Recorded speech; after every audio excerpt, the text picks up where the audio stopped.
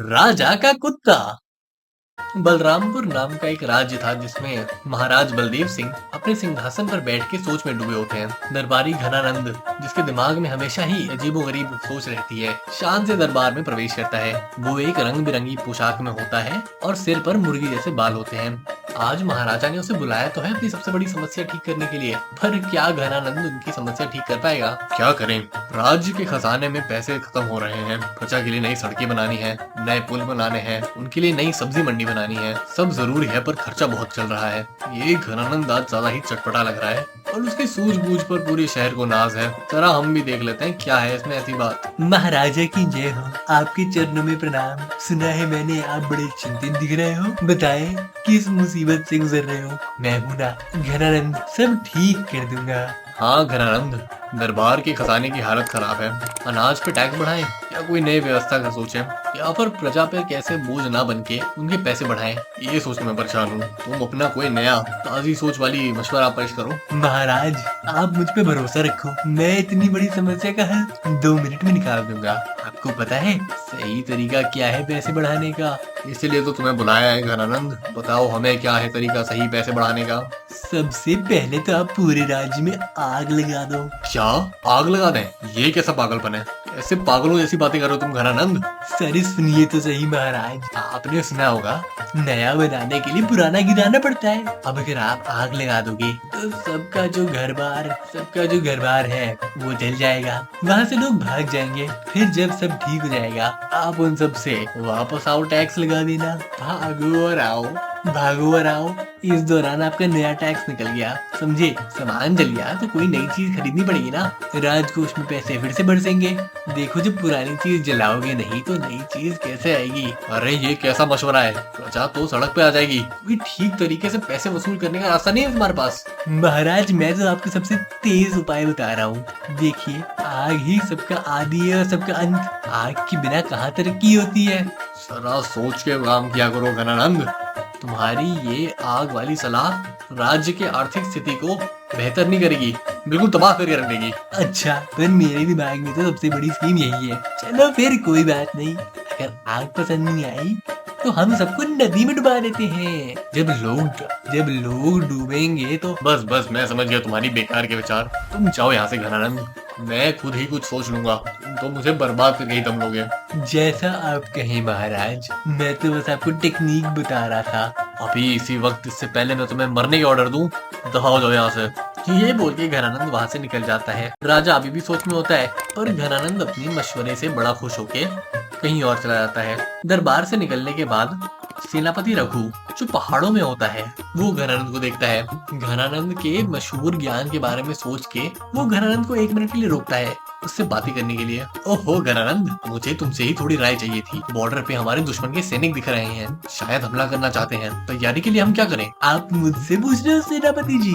मैं हूं ना सबसे तेज दिमाग का, है ना? हाँ, लोगों ने तो कुछ ऐसा ही कहा है। अब बताओ क्या करना चाहिए हमें? देखो, बॉर्डर पे खड़े हो गए हैं उनके सैनिक, तो सबसे पहली चीज हमें अपनी ट्रूप को रेडी करना पड़ेगा। घनानंद, तुम ऐसे ही मेरा टाइम वेस्ट करते रहोगे या कुछ काम का भी बताओगे? और अब लगता है तुम्हारी ही सोच से राज बच पाएगा, तो सोच समझ के बोलना। बिल्कुल सेनापति रघु, बिल्कुल। पहली चीज, उन सब सैनिकों को उल्टा परेड करवाओ। सामने चलने की जगह सब पीठ के बल चलेंगे। उल्टी परेड। हमें युद्ध की तैयारी करनी है घनानंद, ये कोई नौटंकी थोड़ी ना करनी है। सुनो, ये सबसे बड़ी स्ट्रेटजी है। दुश्मन अगर हम सबको उल्टा आते हुए देखेगा तो कंफ्यूज हो जाएगा, सोचेगा अरे ये लोग पीठ के बल क्यों चल रहे हैं। शायद कोई महान लड़ने की टेक्निक है जो ये लोग जानते हैं और हम नहीं। फिर तो दुश्मन ऐसे ही डर के भाग जाएगा। तो तुम ये कहना चाहते हो हम अपना दिमाग छोड़कर उल्टा चलना शुरू कर दें ताकि दुश्मन डर जाए? अरे और नहीं तो क्या, अगर फिर भी दुश्मन न डरे तो हम झंडे की जगह लाल मिर्च की झाड़ ले जाएंगे और जल्दी वहाँ फूंकने लगेंगे। उनकी आंखों में मिर्च लग जाएगी और वो हमें देख नहीं पाएंगे। फिर हम उनकी सेना पे हमला कर देंगे। लाल मिर्च की झाड़? क्या मैं ठीक सुन रहा हूँ? क्या मेरे कान बज रहे हैं घनानंद? हाँ, लाल मिर्च की झाड़ सेनापति। दुश्मन की आंखें जल उठेंगी और हम ऐसे ही जीत जाएंगे। तुम वाकई में इतने बेवकूफ हो या फिर यहाँ आके तुम्हें कुछ हो जाता है। मैंने कब मजाक किया, मैं तो हमेशा सीरियस रहता हूँ। ये सब तो मैं सिर्फ 2 मिनट के ज्ञान चिंतन से लाया हूँ। सोचो मुझे 1 घंटा मिल गया इसके बारे में सोचने के लिए, तब तो मैं पूरी युद्ध की स्ट्रेटेजी बना दूँ। हाँ, तुम सबसे बड़े विद्वान निकले, और अगर ये स्ट्रेटेजी यूज की हमने तो पूरा राज्य हमारा मजाक बनाएगा। ना बाबा ना, मैं अपने तरीके से तैयारी कर लूंगा, तुम तो रहने ही दो। अरे आपकी मर्जी, मैं तो बस आपकी मदद कर रहा था सेनापति। अब आप ही मुझे भगा रहे हो तो उसमें मेरी क्या गलती। सेनापति गुस्सा होके घनानंद को वहां से भगा देता है, पर घनानंद अपने मशवरे से फिर से बड़ा खुश होता है। उसे लगता है मुझसे विद्वान आदमी तो कोई है ही नहीं। फिर घनानंद जाता है रानी साहिबा के महल के सामने। रानी महलों के बगीचे के बीचों बीच होती है। उनके चेहरे पर हल्की सी परेशानी होती है। भी अगले हफ्ते एक बड़ा उत्सव पेश करना होता है, जिसकी तैयारी रानी ने की नहीं होती है। रानी भी सोचती है चलो घनानंद से पूछा ही जाए। माना घनानंद सबसे बड़ा मूर्ख है, पर चलो उसकी एक बार राय पूछ ली, क्या पता उसके पास कुछ काम का हो। घनानंद इधर आओ, हमें तुमसे सलाह की अपेक्षा करनी है। महारानी साहिबा, आपके दर्शन से मैं धन्य हो गया। बैठिए, आपकी क्या सेवा कर सकता हूँ मैं। अगले हफ्ते राज्य में एक बड़ा महोत्सव है। प्रजा को इम्प्रेस करना है और हमें कुछ नया करना होगा। ऐसी कोई रस्म, कोई खूबसूरत प्रस्तुति, कोई नई सोच। क्या है तुम्हारे दम, जिससे पूरी प्रजा खुश हो जाए और सारे ही लोग धन्य हो जाएं? क्या है तुम्हारे दिमाग में? जी हाँ महारानी साहिबा, एक बहुत अनोखा आइडिया है। आपके सुनते ही खोपड़ी एकदम उल्टी हो जाएगी। बताऊं मैं? अब देर ना करें घनानंद, जल्दी बताएं क्या है ये राज। देखिए, प्रजा के सारे लोगों को पेड़ से उल्टा बांध दिया। हो गया ना दिमाग उल्टा? क्या उल्टा लटका दे? किस लिए? हाँ जी, सोचिए कितना नायाब नजारा होगा दुनिया को एकदम अलग एंगल से देखने का। सारी प्रजा सोचेगी अरे रानी ने कितना बड़ा महोत्सव रखा है। सारे लोग उल्टे होके पैरों से बंध के दुनिया को ही एकदम अलग देख रहे हैं। अब भला हो या ना दुनिया को देखने का नया अंदाजा। वो सोचेंगे बहुत टाइम से हमने दुनिया को सीधा सीधा देख लिया, अब उल्टा देखने का भी टाइम हो गया। वही लोग खुश हो जाएंगे, अपना उत्सव मशहूर हो जाएगा और महोत्सव रानी जी जैसा आप चाहते हो वैसा ही बन जाएगा। तो हो कि लोग इससे खुश होंगे, कहीं ऐसा ना हो कि सब हम पे हंस रहे हो। अरे महारानी साहिबा, आपको लगता है आज तक कोई घनानंद पे हंसने की हिम्मत रखता हो? ना जी ना, बस ये तो सबसे बड़ी जीत है। उत्सव में कोई नया ड्रामा होगा, लोग ताली बजाएंगे और आपका नाम इतिहास में लिखा जाएगा। तुम्हारी ये बातें कितनी अजीब लगती हैं घनानंद। तुम तो सबको लटकाने या जलाने या मिर्च से सटाने के अलावा कुछ सोच सकते हो क्या? कोई ठीक सा सही सोल्यूशन या कोई ढंग का मशवरा नहीं दे सकते? ठीक है, अगर उल्टा लटकाना पसंद नहीं आया, जो कि ब्रिलियंट आइडिया है, तो एक काम कर सकते हैं। सभी मेहमान को बुलाकर उनके पैरों पे एक एक जंजीर बांध दी, फिर सब चलेंगे तो गिर जाएंगे। तो जो कोई भी होगा वहाँ पे वो छोड़ के बिल्कुल जा ही नहीं पाएगा, और जब जा नहीं पाएगा तो उसे पूरा महोत्सव देखना ही पड़ेगा। और लो, हो गया आपका महोत्सव हिट। इससे ब्रिलियंट कोई प्लान है आपके पास? बस बहुत हो गया। तुम कैसे हो इतने निराले? पैरों में जंजीर, उससे सबकी हड्डियां टूट जाएंगी घनानंद। अरे पर कितना मजा आएगा रानी साहिबा, मजा ही मजा होगा। उत्सव के लिए सब कुछ नया होगा। नहीं तुम जाओ यहाँ से घनानंद। नहीं तुम जाओ यहाँ से घनानंद। तुमसे बात करना ही बेकार है। मैं अपने रास्तों में कुछ खुद ही सोच लूंगी। तुम्हारी जरूरत नहीं है इस बारे में सोचने के लिए। जैसी आपकी मर्जी रानी साहिबा, मैं तो बस आपकी मदद कर रहा था। ये बोल के घनानंद फिर से वहाँ से निकल जाता है, अपने मशवरे से खुश। महारानी को परेशान छोड़ वो चला जाता है। अगले दिन शाम को महाराज बलदेव सिंह घनानंद को प्रजा के सामने बुलाते हैं। घनानंद, तुमसे बात करके सबका दिन बिगड़ गया।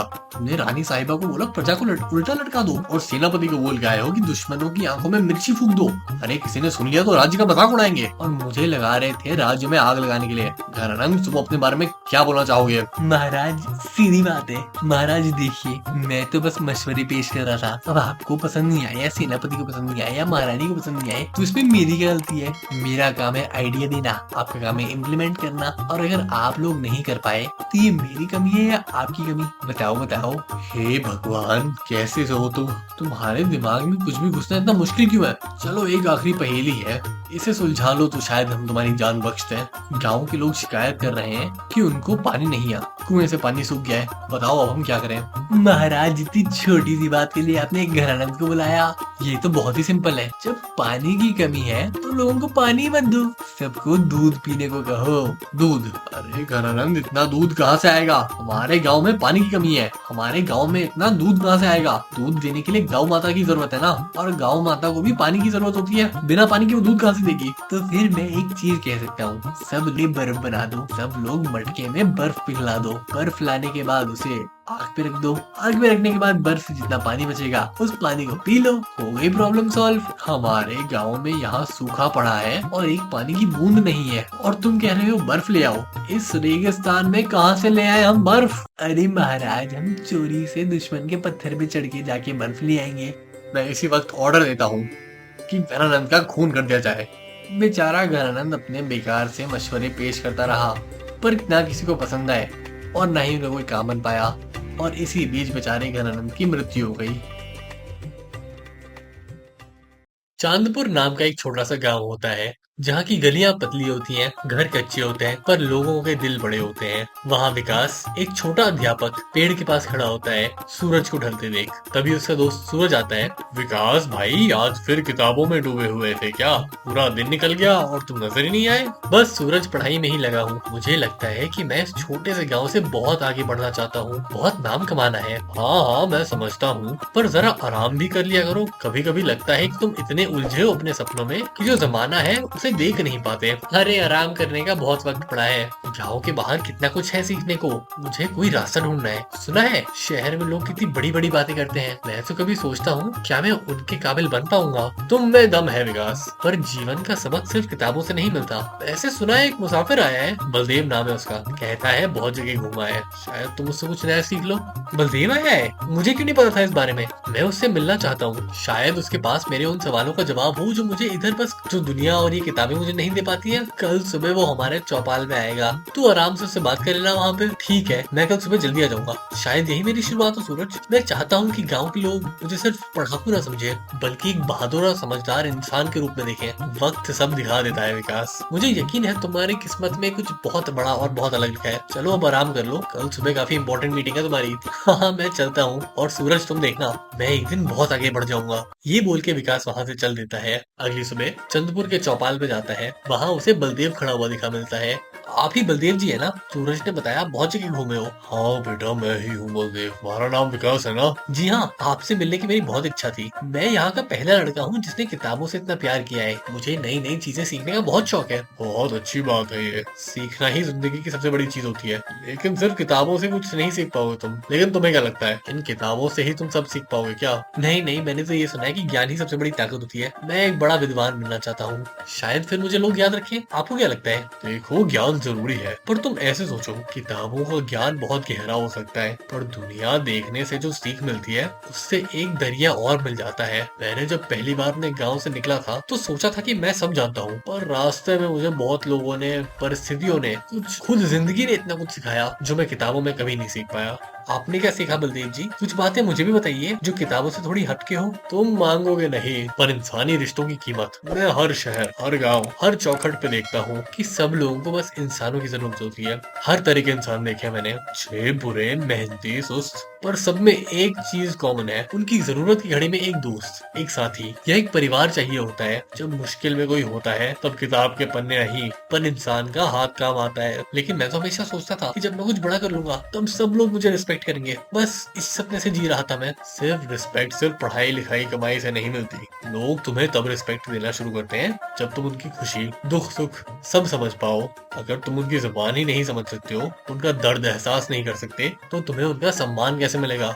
माना ज्ञान इंपॉर्टेंट है, पर उससे ज्यादा इंसानियत मैटर करती है। मैंने तो इसके बारे में कभी सोचा ही नहीं, पर मैं एक बड़ा व्यक्ति बनने के लिए सब कुछ करना चाहता हूँ। बड़ा व्यक्ति बनने से पहले बड़ा इंसान बनो, बाकी सबके रास्ते खुद खुल जाएंगे। तुम पढ़ते तो रहो ही, पर लोगों से जुड़ने की कोशिश भी करो, तभी पूरा ज्ञान मिलेगा। आपसे मिलके पता चल रहा है कि मैं कितना अनजान हूँ। आपने कितनी जगह देखी है, कितने लोगों से मिले हो, और मैं तो अभी तक सिर्फ गाँव में किताबें पढ़ रहा हूँ। शायद मैंने कुछ मिस कर दिया हो सकता है, पर हर एक की जिंदगी का अलग रास्ता होता है। तुम शायद किताबों से ही शुरू करो, पर फिर कभी ना कभी तो आगे बढ़ के निकलो। पर अभी अपने सपने और ज्ञान और तजुर्बे दोनों को स्ट्रॉन्ग बनाओ। ठीक कहते हो आप बलदेव जी। मैंने पहले सोचा था कि पढ़ाई ही सब कुछ है, अब लगता है इंसानों को समझना भी एक अलग किताब है जिसमें बहुत कुछ लिखा है पढ़ने को। इसी को कहते हैं समझ। चलो तुम अपनी पढ़ाई जारी रखो, मैं कुछ और काम करके आता हूँ, मैं कल फिर आऊंगा बलदेव जी, आपसे और बातें सुनना चाहता हूँ। विकास बलदेव की बातें सुन के वहां से चल पड़ता है। उसको ये बात पता चलती है उसे दुनिया के ज्ञान के बारे में भी जानने का मन करता है। विकास चलते चलते वापस अपने दोस्त सूरज के पास जाता है। क्या हुआ विकास, किस सोच में पड़े हो भाई? आज मैं बलदेव जी से मिला, कितनी अजीब बातें कर रहे थे। मुझे तो लगा कि मैं सब समझता हूँ, पर उनके नजरिए से बात करने पे पता चला कि मेरा ज्ञान इस जहान में कितना छोटा है। क्या कहा उसने? वही कि जीवन में सिर्फ किताबों से नहीं सीखा जाता, लोगों से, उनके अनुभव से भी हम बहुत कुछ सीख सकते हैं। मैं हमेशा सोचता था कि सबसे ज्यादा शक्ति पढ़ाई में ही है, और अब समझता हूँ कि मैं कितना अनजान हूँ। ये तो अच्छा है ना, सीख ही तो रहे हो तुम, तुम्हारा दिमाग खुल रहा है। हर चीज किताबों में नहीं मिलती, ये तो सच है। पर तुम्हें डर क्यों लग रहा है? शायद मुझे डर इस बात का है कहीं मैं अपनी किताबी दुनिया में ही इतना नहीं खो गया हूँ कि मैं असली दुनिया ना देख पाऊँ। मैं लोगों से इतना दूर हो गया हूँ कि मैं उनके दुख सुख ही ना समझ पाऊँ। और अगर मैं आगे बढ़ना चाहता हूँ तो क्या मुझे सबसे पहले इंसानियत की सीख होनी चाहिए? बलदेव जी सही कहते हैं, एक अच्छे इंसान को भी ज्ञान की गहरी समझ होनी चाहिए। पढ़ाई तो इम्पोर्टेंट है, पर इंसानी रिश्तों की अंडरस्टैंडिंग भी बहुत जरूरी है। तुम्हें तो दोनों का बैलेंस रखना पड़ेगा। बैलेंस कितना मुश्किल शब्द है यार। मैं तो अपना सारा टाइम पढ़ाई में डाल देता हूँ, गाँव के काम, लोगों से बातें, ये सब चीज कौन करे? पर अब मन करता है कि मैं उनसे जुड़ूं। कहाँ से शुरू करूँ यार? मैं शुरू कहाँ से करना है? बस आज से जुड़ना शुरू कर दूं। अरे दोस्त बनाओ, बचपन के दोस्त जो तुम्हारे होंगे। आज से गांव के लोगों को समझो, उनकी मदद करो, उनके दर्द में उनका साथ दो। धीरे धीरे तुम्हें पता चल जाएगा कि इंसानियत क्या होती है। तुम जल्दबाजी में अपनी जर्नी शुरू मत करो, इतना टाइम लो, थोड़ा इसके बारे में सोचो। हाँ सही कहते हो। शायद आज मैं समझ गया हूँ कि बड़े सपने देखो, और उनको पूरा करने के लिए इंसान भी बड़ा बनना पड़ता है। मैं कल फिर बलदेव जी से बात करूंगा, थोड़ा और मिलूंगा, उनकी थोड़ी और बातें जानना चाहूंगा। अरे जरूर जाओ, उनकी बातों ने तुम्हें नई राह दिखाई है। और जब मन घबराए तो ये गाँव हमेशा तुम्हारे साथ है। तुम कहीं दूर जाओ या कहीं पास रहो, हम सबका दिल तुम्हारे लिए खुला हुआ है। शुक्रिया सूरज, मैं इस बात को तो बहुत देर से समझ रहा हूँ, पर देर आए दुरुस्त आए। के विकास फिर से चल पड़ता है बलदेव जी से एक आखिरी बार मिलने के लिए। अगली सुबह वो एक बस स्टेशन पे बलदेव जी को देखता है। बलदेव जी, तुम जा रहे हो? मुझे तो आपसे बहुत कुछ सीखना था। हाँ बेटा, आज रात मुझे निकलना है, अगले गांव की तो जाना है ना। वो क्या है ना, टैक्स फ्रॉड की वजह से मेरे पीछे पुलिस पड़ी है। बोलो क्या बात है? मैंने सोचा था मैं बस पढ़ूंगा और एक दिन नाम कमा लूंगा, पर आपने मुझे दिखाया है कि लोगों की जरूरत, उनके जज्बात कितने जरूरी है। मुझे समझ नहीं आ रहा, लेकिन मैं आगे क्या करूं? सिर्फ किताबों पे ध्यान दूं या फिर दुनिया देखने निकल जाऊं? बेटा, दोनों चीजें जरूरी होती है, पर सबसे पहले अपने मन की सुनो। यहाँ के लोग, तुम्हारे दोस्त, तुम्हारी किताबें, सब तुम्हारे टीचर्स हैं। तुम चाहो तो गांव से निकलो, नए लोगों से मिलो, और फिर लौट के अपने गांव की मदद करो, या फिर यहीं से रास्ता निकालो जहां तुम पढ़ते हो और लोगों के बीच रहते हो। उनकी समस्याओं का हल ढूंढो, उनसे बातें करो, उनको जानने का तरीका ढूंढो। लेकिन लोग मुझे पहचानेंगे कैसे? मैं चाहता हूँ कि मेरा नाम हो, लेकिन उस नाम के पहले इंसानियत कमाना भी बहुत इंपॉर्टेंट है। विकास, पहचान हमारे कामों से बनती है। तुम एक स्कॉलर तो हो, काफी अच्छे स्टूडेंट भी हो, पर एक दयालु इंसान बनो तो लोग तुम्हारे नाम से पहले तुम्हारी अच्छाई याद रखेंगे। जब पहली बार सफर पे निकला था, मेरा भी सपना था कि दुनिया मुझे याद रखे। धीरे धीरे समझ आया, अगर मैं रास्ते में लोगों की मदद नहीं करूंगा, उनके दर्द को नहीं समझूंगा, तो मैं सिर्फ एक मुसाफिर रह जाऊंगा। आप ठीक कहते हो बलदेव जी, शायद सबसे बड़ी किताब हमारे आसपास के लोग हैं। मैं तैयार हूँ उनसे सीखने के लिए, वही सबसे बड़ा ज्ञान है। मैं तुम्हें एक बात कहना चाहता हूँ, जिंदगी हर पल तुम्हारे सामने एक नया सबक लाएगी। तुम जितना खुद को खोलोगे उतना सीखोगे। तुम जानते हो इस सफर में मुझे सबसे बड़ा फल क्या मिला है? नहीं, आप बताइए, आपको सबसे बड़ा फल क्या मिला है? वो पल जब मैंने किसी भूखे को खाना खिलाया, जब मैंने किसी मुसाफिर को रात के लिए पनाह दी। वो लम्हे मेरे अंदर एक रोशनी भरते हैं। किताबी ज्ञान तो कुछ वक्त बाद धुंधला से याद रहता है, पर ये पल मैं कभी नहीं भूलूंगा। मुझे यकीन है, अब मैं समझता हूँ कि मैं कितना पीछे रह गया हूँ। सिर्फ आपकी बातों से मैं ये बात समझ पाया हूँ बलदेव जी। मैं इसका शुक्रिया कैसे अदा करूँ? अगर तुम सच में मेरा शुक्रिया अदा करना चाहते हो तो किसी सीए से मेरे टैक्सेस करा देना, ताकि एक दिन मैं टैक्स फ्रॉड की जिंदगी छोड़ पाऊँ और एक नॉर्मल इंसान की तरह रह पाऊँ। मैं वादा करता हूँ, मैं पढ़ाई भी करूंगा और गांव की मदद भी, और फिर एक अच्छा सीए ढूंढ के या खुद बन के आपके सारे टैक्सेस ठीक करा दूंगा। अरे नहीं नहीं, मुझे टैक्स पे थोड़ी ना करना है, मुझे तो बस टैक्स इवेजन से बचना है, ताकि पुलिस मुझे पकड़ के डंडे ना मारे। अच्छा वैसे बलदेव जी, क्या मैं आपको फिर कभी देख पाऊंगा? क्या पता, शायद जल्दी, शायद कभी नहीं। पर जब तुम आगे बढ़ जाओगे, हो सकता है किसी रास्ते में भूले भटके से हमारी फिर मुलाकात हो जाए। धन्यवाद बलदेव जी, आपने मेरी सोच बदल दी। तुम्हारी सोच पहले से ही तैयार थी, मैंने बस एक धक्का दिया है। अब तुम अपने रास्ते चलना और मैं अपने रास्ते चलूंगा। बस गवर्नमेंट से बचते बचते, टैक्स फ्रॉड कमिट करते करते अपने रास्ते खुश रहूंगा। रब राखा। ये बोल के बलदेव जी बस में चढ़ जाते हैं और विकास अपने रास्ते निकल जाता है। कुछ दिनों बाद विकास का बस से एक एक्सीडेंट होता है और विकास की मृत्यु हो जाती है। विकास और उसके सपने और बलदेव जी ने जो सब बताया है वो उसके साथ हमेशा के लिए वहीं खत्म हो जाता